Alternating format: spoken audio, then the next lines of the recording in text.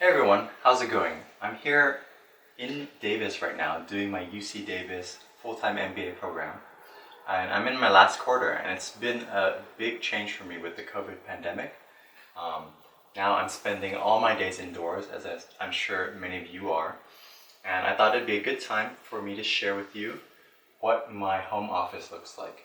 So this is my unique IKEA desk, and it's called a floor desk because it's just 10 inches off the ground. Now, this space was designed specifically for me, so that the height of my arm here could be very ergonomic with my two monitors set up here.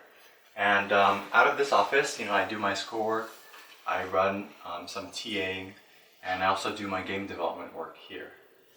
So how was this desk put together? Well, let me just show you right here. So the top is just the basic IKEA desks that you can find. You can choose any top that fits your style and liking and your size. I've chosen a quite large size here because I need the support for multiple monitors and my tablet here. And the support for the desk, you can actually see down at this angle. This is a IKEA drawer.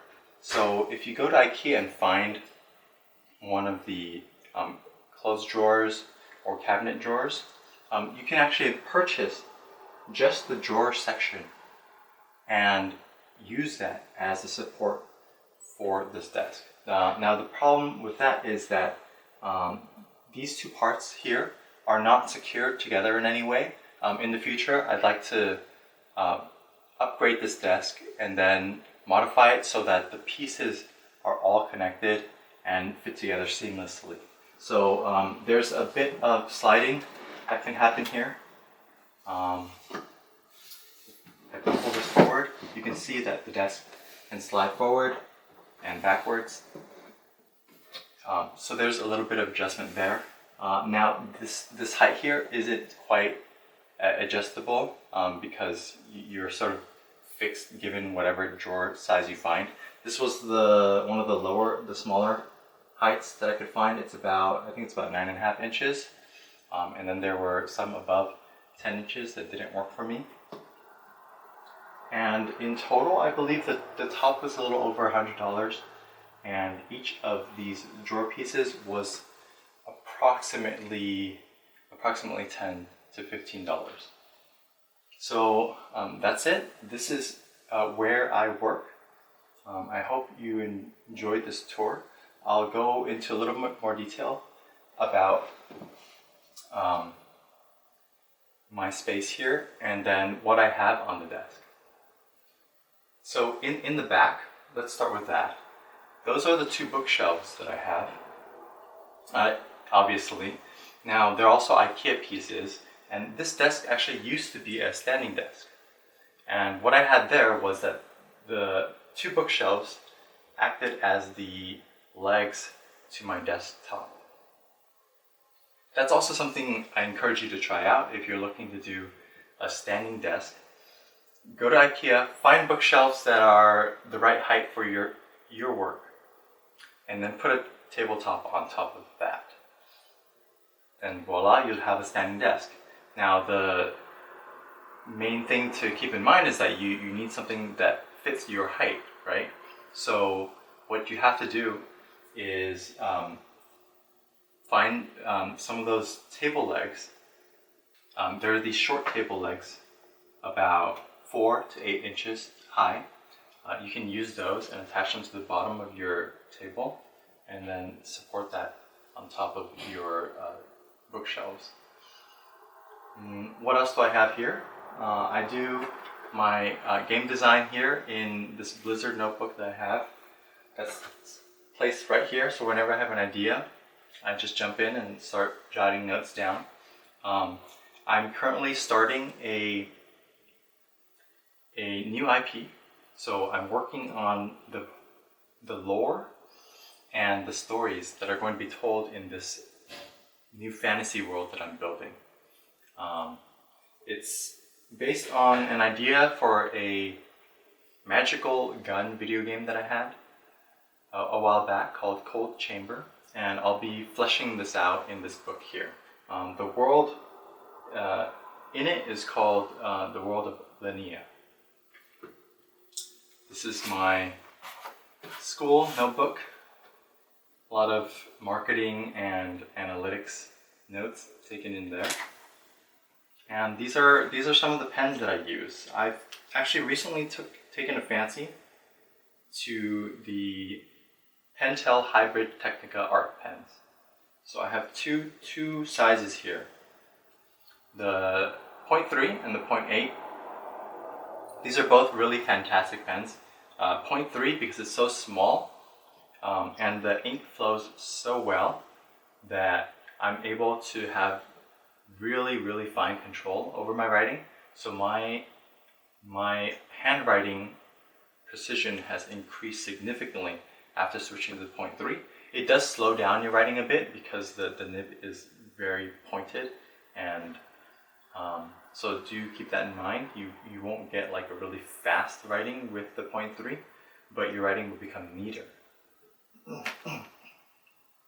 And the 0.8, it's a lot fatter. So the ink runs out very quickly on the 0.8s, unfortunately. But because of that ink flow, the writing that you get from the 0.8 is very bold.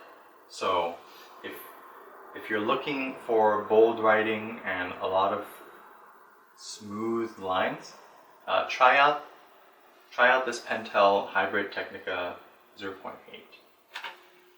What else do I have? I just pulled out my Pilot lettering pen. This is size 30, and it's this bright Japanese pen here that has a chisel tip. And I've been practicing drawing with this one. It has a nice, with the chisel tip, you get the angles and the variation in angles, so you can change it from using the corner of the tip to the flat tip. There's a lot of cool technique that you can do with this, and the ink is fantastic. Very dark, and I highly recommend it too. So that's that. I have a Wacom Cintiq 16 covered here. So what I do here is I pull it up and then move my keyboard over. Let's just do that.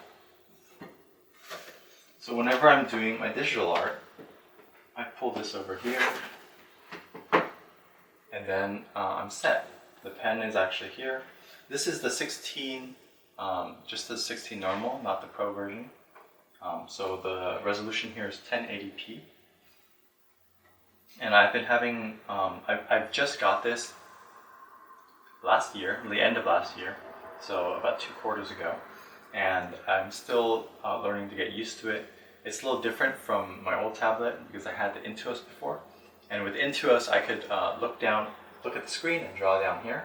But with the Cintiq, I'm a lot closer to the screen. And then the big difference is that my hand here would cover what I see, versus when you're drawing on the monitor, you can see everything on the monitor. And then so that's what I'm getting used to. There are no like buttons on the Cintiq here, so I have to rely entirely on my keyboard. For audio setup, I have a little complicated situation, I'd say here. So I have a Sony MDR7560 Professional. These are my headsets. Got this a while ago. The covering on the ears is falling off a bit, but they're really solid studio headphones. I have that connected through this cable to the back here, and this is actually a 3-way connector. So what I have set up is my headphones,